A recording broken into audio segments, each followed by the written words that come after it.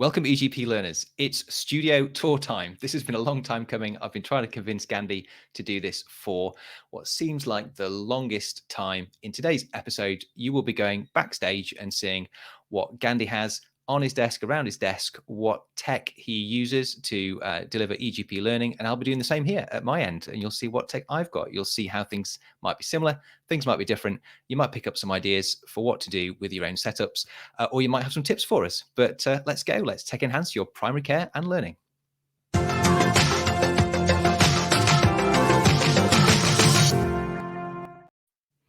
Hi there, Gandhi. Are you ready for this? I am ready for this, Andy. It's like you say, it's been a long time coming this episode, hasn't it? Yeah. I'm really glad that we've got round to it, actually, because I think there will be quite a lot of interest out there in what sort of tech that we're using. And I'm it's been a while since I've seen your setup, so I'm wondering what new toys you've got. Yeah, so I tend to go to Andy's every once in a while, and we used to do a lot of brainstorming and stuff in your studio office there and stuff, whereas Andy doesn't tend to come around to my main because we've got the family and the kids and everybody causing chaos and stuff. But in this episode, as Andy said, we're going to have a look at the different pieces of kit we got. That's also since I moved. So some of our EGP learners may remember I used to be in the attic part of my house in a different setup completely with the sofa in the background. It's much nicer and stuff. But I'm in a different place and have been for about 9 months now. And we're going to explain some of the pros, the cons, the reasons why we've got some of the stuff that we've got. And I think also go through the equipment, which I know many people are probably many people have asked us about, but also why we've got what we've got as well. Aren't we, Andy? We are. So let's get cracking. First of all, let's talk about where are we? Where are we within our privately rented studios or our houses, or where are we broadcasting from and why? So, Gandhi, do you want to go first? Where are you? Why are you there? So first of all, this is my home, but this is one of the side rooms that we've got. So this is effectively a room that we built about 4 years ago, maybe a little longer, actually about 6-7 years ago. And it used to be where our garage is. It's what we call the long room, and the reason for that is because it's really long and really narrow. So you can I'm see laughing, Gandhi, because it sounds like you live in a stately home or something, where you have like the long room or the promenading room where you go for walks up and down or something. Yeah, quite keen to see this. It's not that long, but it's 9 meters long. So that gives you an idea of scale of the length of this room. And it's about 2.5, 3 meters wide and stuff. And effectively, the reason I'm here is I used to broadcast from the attic that we had. And that was kind of like our guest bedroom and stuff that we had for when my sisters used to come and stay and things. Currently, my sister's living up there at the moment. And as a result of that, I now broadcast from here because this was the only space I had. Andy and myself have been mulling over whether or not I create my own studio in the garden for ages. And I'll be brutally honest, every time I just start thinking about it, it's like, oh, it's another thing to do. So I'm a fan of the idea. I think it'd be a lot of fun. It'd be great. It'd be one of those absolutely progress videos that we could do. This is what it starts like. This is what the build looks like. Absolutely, we can do it. But every time I think about it, it's just like, no, I've got so many other things to do. It's a lot of hassle. It is. So hence why I'm here. Bedroom's not big enough. Other rooms just are used too much and stuff. So this is the only logical space I could basically do it from. Is it tidy enough for us to have a look around, Gandhi? Can you pan around? I will probably get shot if I show you too much of this because my wife will probably have very many words to say to me about it. But there are bits I can show you, and I will show you. So don't worry, we will see bits of it and stuff. Do you want to see them now, though? Whenever it's appropriate, Gandhi. If they're coming up. So the one bit I am going to show you is my pride and joy. So if I do that, then and bring this on. So there we go. I'm seeing a lot of board games there, Gandhi. Yes. So this is my board game shelf that I have. We've got 2 of them, as you can tell. People know I love my board games. You're going to see the rest of the desk equipment in a second, but I will show you that bit right now. Okay, keep people waiting. And that's literally just on the left of my screen. So I get to see it all the time. And some of the Eagle Eye viewers may have even seen these ones in some of the videos I've done up at the top. Great. Okay, good. Right. So shall I tell you where I am, Gandhi? Go for it, Andy. So where are you and why are you there? So I'm in what we call the office or the study. So this is a small room on the ground floor at the back of my house. And it's about 2 meters by about 3.5 meters. And there's a dual desk setup. I'll show you what it looks like in a second, actually. This is where back a few years ago, Gandhi used to come around. There used to be a sofa in here. We used to sometimes do a podcast sitting on the sofa. There was a desk, and we'd sit either side of the desk before COVID came along, and that sort of made us settle into doing this sort of remote podcast, which actually, from a filming point of view, actually makes a lot more sense and produces better So out. much easier. It really is. Yeah, so there's a bit of history in this room, really. Mm-hmm. I guess I can pan around. So if we start by, Gandhi, you can bring my camera up if you like. Okay, so that's so partner's desk space. So we've got a dual desk space here. Not very tidy. There's the old whiteboard. We did a few videos on the whiteboard actually, and begin to see the background and things you see in the background when I am on camera. There we go. So that's where we are, essentially. The reason I'm here is it's convenient at the back of the room. It's not a room that's really used for anything else. So why not record from here? Not much of a commute either, which is handy. Definitely handy. So I guess from a sound point of view, that's often one of the things that determines where you want to be and stuff. How is the space helping you from that perspective, Andy? Yeah, so we'll talk about microphones later, but I think having a good microphone is really, really helpful for the sound that you produce, your end of the podcast. It used to be a really empty room. There's like a blanket in here that covers one of the chairs. We've got curtains in here, and that really, really helped. And we got some nice sort of woolen curtains with a little bit of mass and texture to them. So that really, really helped. There's some bags hung up on the back of the door, and I think the audio sounds okay. Do you think, Gandhi? Yeah. I think we've talked about in the past whether or not we needed to put some sound traps and other kind of things, because you've got quite a lot, like you say, originally you had a lot of hard walls and stuff. But I think since you put the blankets and the other kind of things, that's definitely made a difference. And I think important to recognize that when you're in any kind of space, if you've got lots of hard surfaces and stuff, having soundproofing to some degree can really make a difference. So the eagle eye viewers will probably notice this little thing behind me. So that's a recent addition in the past 3-4 months or so, because this room is just full of hard surfaces and stuff. Yeah. So what's going on there, Gandhi? Is that some sound absorbent material? What's going on in the Effectively, background? yeah, so it's a sound absorbing panel. So I've got two of them. I've got one behind me and I've got one in front of me. I'll be brutally honest, for those sound aficionados out there, they are awfully placed. Theoretically, for that to be more effective, it needs to be completely behind my head.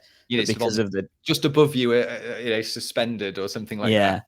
But because of the depth that changes in the room and stuff, that's probably the best logical place for me to keep it most of the time without obstructing stuff and things. And the one behind me does some access of that and stuff. So they're not perfectly placed, but it has made a little bit of a difference, particularly to the echo and stuff. So yeah, it helps. Fantastic. And so next, Gandhi, on the list, we've put inspiration and decoration. So we've seen your board games. Have you got anything else in the space that is, decorating or inspiring you, or giving you an interesting background or something like that? Yeah. So because this is this is a family space as well, I can't use it to the same degree, I guess, that you've been able to put stuff because family use it and things. I do have the eGPlearning banner things in the top corner, which I've been able to place there. Apart from that, I've not got as much as I'd like. I would love to do more. And I think if this was going to be a permanent solution, I may do, but we still haven't figured that out if it is or is not going to be the long-term situation and stuff. What I would love to do is have the board games behind me. But yeah, that'll work really well. And it feels like it's possible as well, Gandhi. Like maybe you could move things around. Depth of the room won't work, unfortunately. So yeah, so like I said, the width of this room is only 2 meters. In order for me to do that, it'd have to be this side and angled and stuff and things. So okay, well, we'll watch this space and see what you do with the background. We shall see. Good. What about yourself, Andy? Yeah, it's got a few things. So I took the decision of hanging pictures behind me, which I think has worked quite well. I was a little bit apprehensive, and I still think you can see the lights, in the pictures. And I've had to be a bit careful with the angle of the lights, but you can still see my lights in the pictures, which I'm a little bit disappointed with. But I like having the pictures, and it's nice when shows a bit of personality and can show off some interest. I'm going to switch to the camera again and just sort of tour around a few of the pictures actually, just to let's bring that on. So okay, let's go at the top. So just past the lights, this is where I climbed Mount Kilimanjaro a number of years ago when I just done my RCGP qualification. This is interesting. So in French, I believe that says, "My arrows never miss. We will all dance the dance of which I speak or sing. So this is a medieval wood carving. It's a memento mori. So it's a reminder of death, that death is always, it's a bit macabre, isn't it? It And is a bit, Andy. the crossbow is should appear like it is always aimed at the viewer, and there is the hourglass of time at the feet of the skeleton. So it's to remind us all to make the most of our time. So yeah, I got a little bit dark after I was unwell with PEs during during COVID, and for some reason bought this and thought it would be inspirational, but it's always there, about to shoot me with an arrow. Gosh, this. I could talk all day about my pictures. We've got the sort of vintage schematics of starships there. Yeah. This is one of the early logos for the Yeah. eGPlearning Podblast that we got done on canvas. Signed picture, Jean-Luc Picard, and then just various other kind of pictures which mean something to me or I find inspirational in some way. I think this is a fantastic picture that I Beautiful took photo. on an iPhone 4 when I was on safari in Wow. Kenya. But I think it's absolutely fantastic. So yeah, so those are the sorts of decorations and inspirational things that I have in my space. Cool. Okay. Maybe I should sell that picture, Gandhi. Maybe that could be in the Merc department. People can vote for that if they want. Yeah, let us know. So next, we thought we'd talk about the hardware, wasn't it, Andy? Yes. And the actual equipment that we've got. So I think there's a couple of things that obviously anybody would need if you're going to be doing live streaming or that kind of stuff. Obviously, you need a computer. Interestingly, for many years, I used a simple laptop for all of this. So I used my Surface laptop for absolutely years, and I've only recently had a full-blown desktop computer that I've been using for the live streaming and stuff. And that was mainly since I moved down here, in particular, I purchased that. But you've had a variety of machines, haven't you, from Macs to PCs, and contemplating the Mac again? No, we're still PC. So some of them are in the Technology Museum, which is next door, where I've got my old iMac, and I think I've got a G4 iBook, an old, really old Mac laptop, well, fairly old. Currently, I'm using just a PC desktop that I've had for about 3 years. Sort of fairly mid-range gaming spec PC. Not that I get time to do gaming anymore, but it's quite good for video editing and things like that whenever I have to do any of that for eGPlearning. So that's what I'm using. And I've got kind of a dual monitor setup with 2 monitors, different sizes that I've just kind of collected over the years. The newest is a 4K. I think it's probably a 32-inch monitor, something like that, which is quite good for multitasking. So that's the setup my end. What are you rocking these days, Gandhi? So I'm dual monitor as well. I contemplate going for 3 monitors, but because of space, I ended up having to settle on 2. So I've got a relatively standard, I think similar to yourself, 32-inch widescreen landscape. And then I have a 26-inch, which is portrait. So, and I've been toying with this for a while, whether I like it or not. And sometimes I do and sometimes I don't. I'll tell you one thing that did help. When I did the online consultation providers webinar, which I did from here, and similarly I did the BPF one, having the vertical screen made my life so much easier because I had so many things going on, and actually having that portrait mode so I didn't have to scan around and stuff as much actually was much easier at that point. So I've kept it that way since then. That's good. I used to have portrait at work, one monitor for A4 letters. It worked really well for that, although we've changed our setup since then, and I've now got 2 landscape monitors. But there's something to be said for portrait, I think. So, definitely. Good. And yeah, any particular spec of, is it just a standard Windows PC? Anything interesting about it? No, one of the mistakes I made is that my PC doesn't actually have a USB-C port on it, which is one thing I am regretting. And I don't know how I forgot to check for that, but I did, and it was my fault. So I'm now having to contemplate adding a USB-C port onto my PC, because what I want to start using is more of these hub things. And you'll see one that I've got at the moment, which I've just recently received. And unfortunately, I can't use because I don't have a USB-C port. And yes, I know you can use 3.1 ports with the connectors and stuff like that, but it just doesn't seem to work as well. So. Okay. So I guess we're getting to like the important bits and pieces now. So actually, before we go there, keyboard, like people rock out on keyboards, and you're particularly into keyboards. So what keyboard have you got at the moment? So currently I have a I forgot what it's called now. Oh, that's it. ePlayer TH96. So I used to use the GK96, which many people have seen in a lot of my videos and stuff. And that's because of the left-hand keyboard. It started getting just a little bit tight. And what I was missing was dedicated direction keys. I used to have to use the function key because it was left-handed. Can we see it, Gandhi? Yeah, Can yeah, you show us? absolutely. So let me just put this in camera. So there we go. That's my keyboard. So this is the TH96 camera. And the reason I switched to this from my GK96, so my GK96 had the number pad on the opposite side, which was great for editing initially. But then since then, I got a new piece of kit, which I'm going to show you in a second. So I didn't need to use that as much. So I wanted to go back to having a normal number pad and stuff. And actually, because I've started doing a lot more financial stuff for other jobs and things, actually did kind of get to a point where I wanted the number pad back. I often say to people, you don't need a number pad in general practice, and I still stand by that. But because of some of the other stuff I do, I've kind of needed a number pad back. But the main thing I wanted was these direction keys, because my old one, I had to press a function button to do the direction keys, which was slightly annoying. So now I've got, and this is lovely. So mechanical keyboard, silver switches, nice and smooth. It's just a dream to type with. Sound proofing in the base as well. It's very heavy. I think it weighs something like 3 kilos or something like that, because it's got aluminium base and stuff and things. Have you got any RGB lighting in that It thing? does. I don't use the RGB. If you're really eagle eye, you can see it just there. I keep it really low because I don't like using it. I'm not a big fan of RGB. I think it just distracts me more than helps me. But I know some people rock out on their RGB. That's fair. I mean, it's completely decorative, I think, but a nice to have. Okay. Shall we have a look at yours? Yeah, cool. So I'm just getting lined up now. So this is it's a Keychron. I think it's a Keychron K4. I think. Sorry, move my microphone. It's a Keychron K4 or one of the Keychrons anyway. You do see it. It reviews quite well, and you do. A few years ago when I was buying my keyboard, it was considered like a good buy. It's mechanical. I think I've got the brown switches on this one. There's a little bit of RGB going on, which you can probably see there.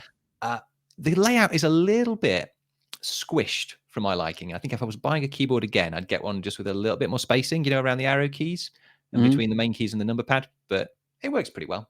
So I quite like it. That's my keyboard.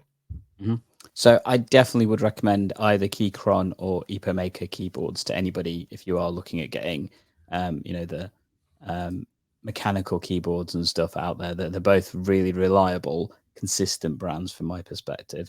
I'm a massive fan of both of them. So next, Gandhi, microphone. What are you speaking into? So for years, you and I both used the Blue Yeti for all of our podcasts, and I still stand by. If you're going into entry stuff, the Blue Yeti is an amazing and very versatile microphone. The only downside to the Blue Yeti is because it is a condenser, it will pick up absolutely everything if you're not careful. So you do need a treated room to some degree, and you need to be mindful of the fact that it will pick up almost everything. But the quality is really good. What I now use is something called the Blue Sonar. So it's its big brother, and I'm just going to do this so we can have a little look. In fact, actually, I don't need to do that, do I? I can lift it up. Bring it up. Yeah, so this is the head of it. No, it's not going to go much more. So I've got a weird boom arm that basically makes it tricky to use. But if we do it this way, there you go. So that's the Blue Sonar. Yeah, really attractive. Yeah, so I think very much designed to mimic the Shure SMB, which is considered the podcaster's mic. Effectively, that's the one that Joe Rogan uses. That's the one that Michael Jackson used in the Thriller video and stuff. But in order to use the SMB, you basically need loads of extra stuff with it. So you need cloud lifters, you need lots of extra equipment because it's what's called a very low gain mic. So you have to boost it a lot. This one, you don't have to do that. It's not cheap. It retails for about $300. I didn't pay $300. I managed to get it a bit cheaper in Christmas sales and stuff and things. But the quality is much, much better in my view for particularly the podcasting work that we do. The downside is it is a dynamic mic. And the key thing with dynamic mics is you need to be close to them. Otherwise, they don't work very well. So you have to remember not to move too much. Otherwise, it massively impacts the sound quality. What about you, Andy? Cool. Cool. Actually, one more question, Gandhi. So, are you connected via, USB to your computer, or are you using some audio cabling, or how are you connected up? So good point. So the Blue Sonar, you can connect directly into a computer if you want to, USB-C. However, I've connected through what's the port called? Got XLR. special audio cabling. I know. Yeah, I forgot what it XLR is. cable. And that is going directly into the Rodecaster that I've got here. So that processes the sound a lot more effectively. As you can see, it does lots of cool things. I could put lots of audio pads and stuff. I still haven't quite figured some of this out. I need to spend a day just working it out properly and things. But we've had this for a while. You had it actually for quite It a was at while, my didn't house you? for a while. It ended up stranded at my house during COVID for Yeah. a while, and I was using it. It's really good. And yeah, the Mhm. programmable buttons are interesting, aren't they? I think one day there might be canned laughter on one of the Yeah. buttons, or all sorts of things that you could put there, Mhm. jingles and so forth. Yeah, it's a good bit of kit. I enjoyed it. Mhm. What about yourself, Andy? So what I've got, let's use the webcam again. So so I've got I'm trying to remember the name of it. It's a Samsung mic. I think it's the Samsung QU, I think, something like that. Mhm. Again, it's kind of a well-regarded entry-level podcasting microphone, essentially. You can do the SLR connections, you can do USB connections. There's an audio out for monitoring your audio as well. And I'm currently connected via USB to the computer, and that seems to work pretty well. And I think if you've just got one mic, you've got a really simple setup, then that works quite well for people. I think I don't need to Yeah. mix in one mic with the other and do complicated things. And I've got a very cheap boom arm, which I've had for ages. But actually, it's making everybody dizzy. But you can move it around all over the place. And if I'm, I can just kind of put it up at the top if I'm just doing other work. You can't hear me, but get it right out of the way if I'm just doing other work. So that Yeah. works well. I definitely recommend it. It's I don't think I've outgrown it yet, but might do at some stage. Mhm. So the reason I changed was because I struggled with, I had a similar one to Andy, which I had the ATR 200, ATR 2100, I think it was. And so I'm just getting rid of that. I had the ATR 2100 and it was a good mic. It was a great mic. It's basically the same thing as the Samsung Q2U, but because I move a lot more than Andy does, we kept noticing I kept dropping off. So I wanted one that had a slightly better pickup, which is why when I saw this on offer, I went for the Blue Sonar. And I wanted something that looked a bit nicer as well. Hence the red microphone thing. Yeah. It looks amazing. It was shiny. So Gandhi, what camera are you using these days over there? So many of the eGP learners know I've always repeatedly recommended the Logitech C920. Almost all of our videos have been done on that, and I've only just upgraded, and I do literally mean just as of this week. So this is the first time I'm actually using a different webcam, which I will show you now. I'm just gonna have to position this so it doesn't blind you all at the same time. So this is something called the Insta360 Link. As you can see, it's a little robot one. It's got PZI, I think it's called, or PTI, or I can't remember what it is. Basically, what it means is it moves. So it's got on the 2-axis gimbal, so that it will actually move. And some of the eagle-eye eGP learners would have already noticed that the position of my camera, whilst we've been streaming, has moved a little bit. So you can actually see some of the cupboard on this side. You can see less of the logo on that side because it does actually track me and stuff. So it will follow me and things. It does some other cool things. So let's see if it works. So if I do that and then it zooms in and zooms out. Very impressive. Yeah, so it does cool things. It has also, the reason I bought it is because it also it does 4K, which the Logitech C920 doesn't. And it also does a portrait mode because I'm trying to do a little bit more of the shorts and stuff and things. So I wanted a webcam that lets me do that. Cool. Yourself, Andy? Because I know you upgraded recently as well, didn't you? I did, yeah. I recently upgraded, so I think we can show you a close up here. So this, if you switch over to the other camera, Oh yeah, Gandhi. sorry. Let's do that. Yeah. Yeah. So this it's a Logitech Brio. So it's 4K camera, regarded as just a very solid 4K webcam. Yeah. Fairly affordable. I think it was about £120, something like that. Mhm. And it's really portable. Actually, it's threaded underneath, so you can kind of screw it to a standard sort of camera mount or tripod. Yep. So it's really quite versatile. Take it on the move. USB-C in the back, detachable, which is always good. It's not an attached cable. Mm. So it's really good. I'm really, really pleased with it. It doesn't do any sort of panning or moving or anything like that. But I think the color saturation is pretty good. Does 4K, does autofocus. People can comment below if they think I'm coming across clearer than Gandhi comparing the cameras. But I quite like it. I think it's pretty good. So that's what I'm rocking. Cool. So we talked about cameras. We talked about mics. What do you want to talk about next, Andy? So I was right. I was actually briefly about your speakers or headphones, Gandhi. Just very Okay. quickly, what you're using. So I've just got a simple pair of Bluetooth headphones and stuff. Partly because my desktop doesn't actually have speakers built into it, and I keep forgetting to buy speakers. So, but I've got this new dock, like I said, that's got a built-in speaker. So once I've got it connected, I'll have speakers. But I do like using headphones because when I'm working, what I tend to do, I kind of, as I like to call it, plug myself in. So then I've got these on. It noise cancelling. I just don't know what's going on around me, which sometimes is a good thing. Sometimes is obviously not a good thing.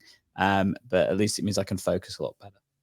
Yeah, sometimes these props are quite good, aren't they, for getting in and out of work mode? I quite like that concept. Yeah, I've just got some very, very cheap USB powered speakers. I don't know if you can still buy these. I'm showing them on the webcam. I think they were about $12.99 on Amazon, but they're actually really, really good. They sound pretty good. So I've not felt the need to upgrade them. I think I probably will soon. And headset wise, I was scrambling for a headset and the other day. So I did use these the other day actually. So these are from a bus tour in Portugal that came free with a bus tour, but they function really, really well if you just need a headset in a pinch. Cool. Okay. So we talked about sound, we talked about video and stuff. I guess other things that are important to know when you're doing live streaming and other kind of stuff as well. So lights. So you've probably seen mine at various times when we've shown I've got 3-point lighting. So I've got two on the side, which are, I've forgotten the brand name now, but they're like cheapo versions of the Elgato lights. And then I've got one Logitech beam light face onto me and stuff, and that gives me my kind of shadow effect that I've got now. That's mainly because the spotlighting I've got above me, if I switch that on with, because of how webcams work, it comes with like a flicker impact. So important to remember when you use spotlighting with live streaming, it gives a really weird effect because unless it's like almost like a strobe effect and things. Hence why fluorescent lights actually work better if you're using them from there. Cool. Well, what I've got is, so I've got two, I think they're made by Newer, two LED lights that are kind of just positioned, at 45 degrees coming in, kind of just off camera, which work quite well. And then I do have the ceiling light on, so that they are actually, they're LED spots from IKEA. So you've got quite good control. It's one of those fixtures where there's four and they point off at different parts of the wall, so they bounce the light around, so sort of minimize the production of shadows from that overhead lighting, and I can change the color temperature and brightness and things like that. I find them actually work. They actually work quite well, actually. So I think my lighting looks all right without having to invest too much time in it. So that's my lighting. Cool. And then we said we'd talk about software, didn't we, Andy?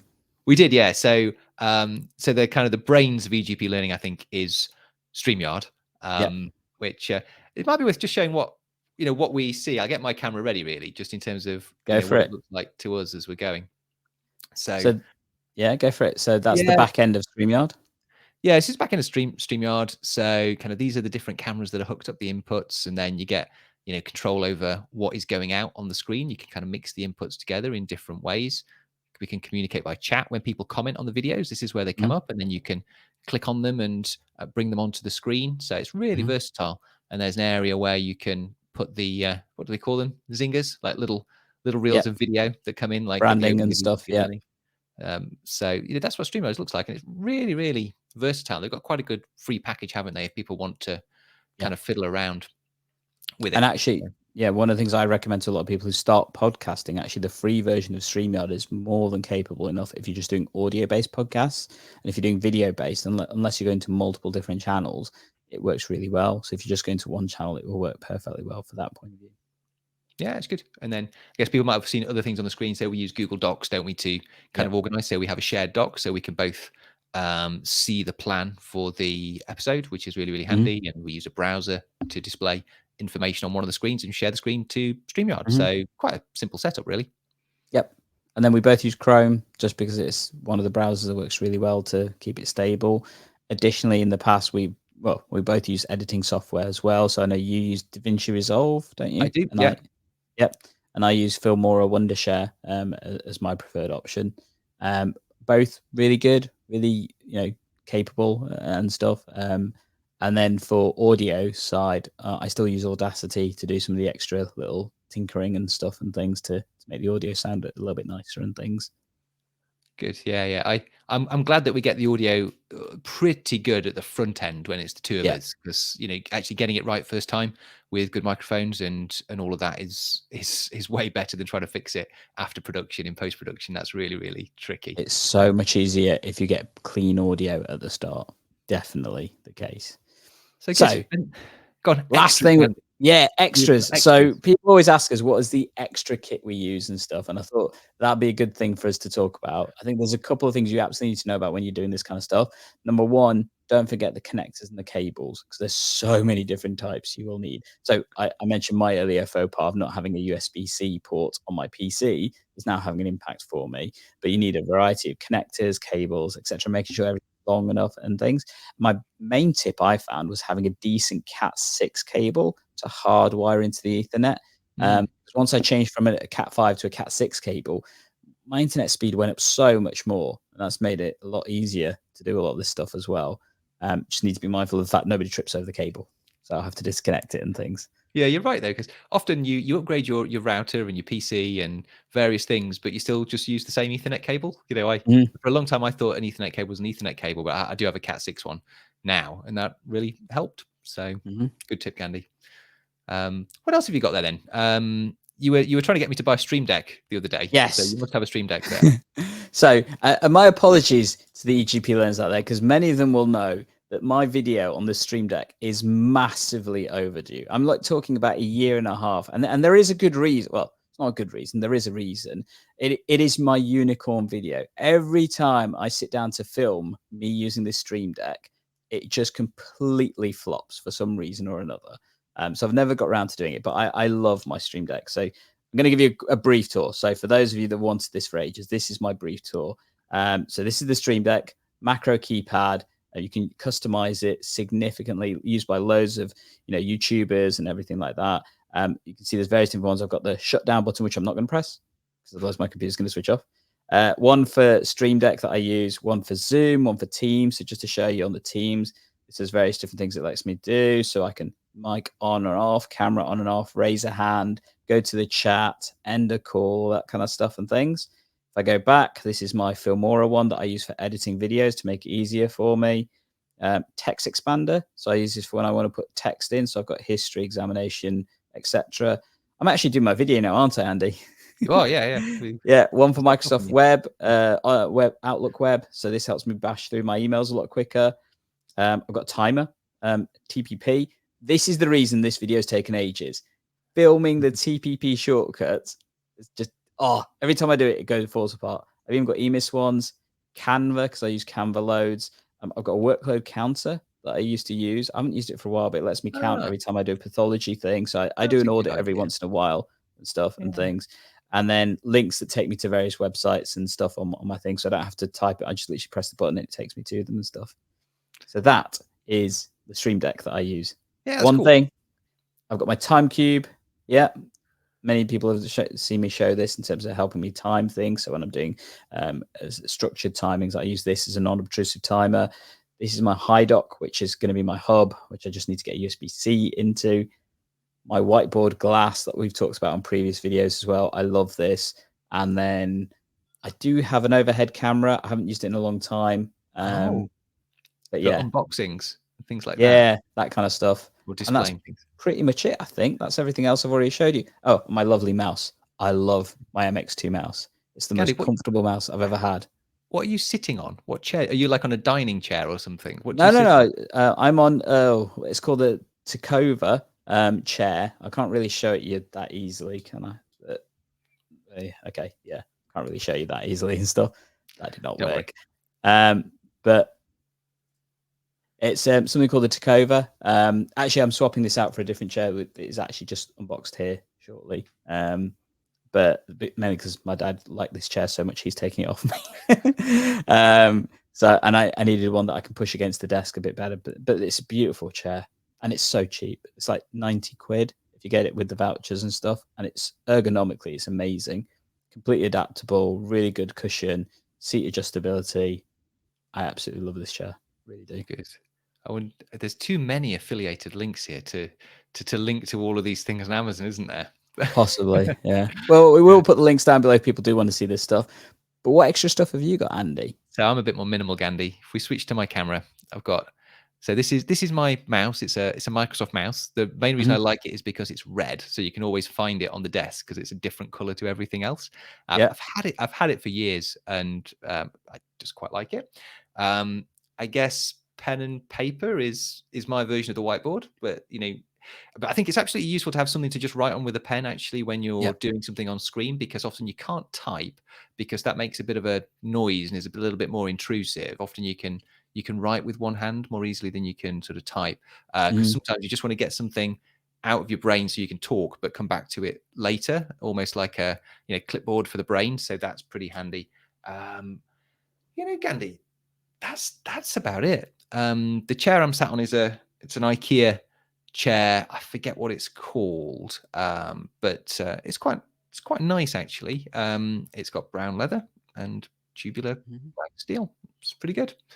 So yeah, so that's probably showing all of our setup to people. Really, I don't know if it's what people expected or didn't. It's been good to see your setup, Gandhi. I mean, I do know you've got more gadgets than I have over there. Yeah. But it's a really nice setup. And I think the thing I'm most jealous of is your microphone, because I think that just looks really nice at the bottom of camera, that pop of red. So I really like that. And I think, if you are looking at what kind of setups you can have, there's so many other stuff that you could consider. The one thing we haven't shown you that I would like to invest in eventually is a KVM switch. So that allows you to switch between computers. So then when I dial it, so at the moment when I do my System 1 work, or if I do work, I try not to work from home. So that's one of the reasons why I don't have one. But then the ability to swap into work really quickly, KVM switches is one of the things that can help you do that really quick. So basically, you can use the exact same setup and you just plug in the laptop and it starts automatically. That's what KVM switch allows you to do. So some people probably have those at work, if you hot desk a lot. But they can be really valuable pieces of kit, particularly in our line of work as GPs or in primary care, so you can dip in from home mode to work mode or hot desk really effectively and stuff. And if that's something people want to know more about, then let us know. Because actually, if any of this you want to see more about it, let us know and we're happy to go into it in absolutely more detail. But what I would really like to know is what other people have out there. Wouldn't you, Andy? Yeah. Look, maybe people can send us pictures of their setups and we can roast them or something. I don't know if we want to go in that direction, but I love those videos on YouTube. Roast my setup. Yeah, well, if you want to do that, let us know in the group. So we've got the eGPlearning group, or you can put it in the comments down below. And if you want to check out more of our equipment stuff that we've done in the past, then check out this video right here. Alternately, check out this one that's coming up by YouTube, and we will catch you in the next episode.